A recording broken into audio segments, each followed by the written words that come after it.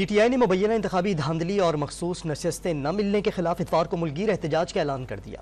وزیر اعلیٰ خیبر پختونخوا علی امین گنڈاپور کے اڈیالہ جیل میں بانی پی ٹی آئی سے ملاقات کے بعد میڈیا سے گفتگو میں یہ کہنا تھا کہ پشاور میں احتجاج کو وہ خود لیڈ کریں گے۔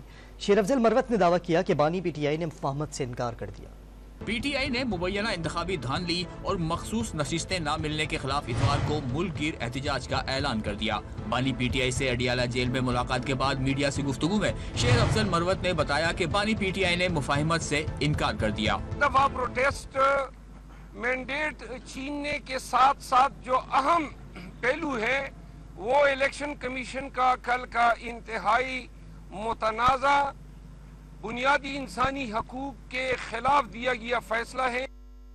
خان صاحب نے اس عزم کا اعادہ کیا کہ 7.5 مہینے مجھے ہو گئے ہیں اور میں مزید 7 سال بھی گزار سکتا ہوں، لیکن نہ میں مصلحت کے سے کوئی ڈیل کروں گا اور نہ میں کوئی ادھوری مینڈیٹ کے ساتھ کسی شراکت حکومت کا حصہ بنوں گا۔ وزیر اعلیٰ خیبر پختونخوا علی امین گنڈاپور نے بھی بانی پی ٹی آئی سے اڈیالہ جیل میں ملاقات کے بعد میڈیا سے گفتگو میں بتایا کہ پشاور میں احتجاج کو وہ خود لیڈ کریں گے۔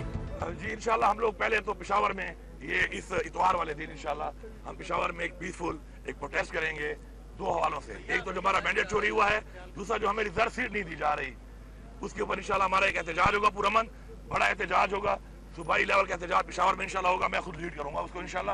وزیر اعلیٰ خیبر پختونخوا علی امین گنڈاپور نے باور کرایا کہ صوبے کے حقوق کے لیے وہ وفاقی حکومت سے رابطے رکھیں گے لیکن مفاہمت نہیں کریں گے۔ واضح کر دیا کہ اسٹیبلشمنٹ سے مفاہمت ہوگی تو اس کا فیصلہ بانی پی ٹی آئی کریں گے۔ آگاہ کیا کہ بانی پی ٹی آئی سے صوبائی کابینہ کے بارے میں مشاورت مکمل کر لی ہے۔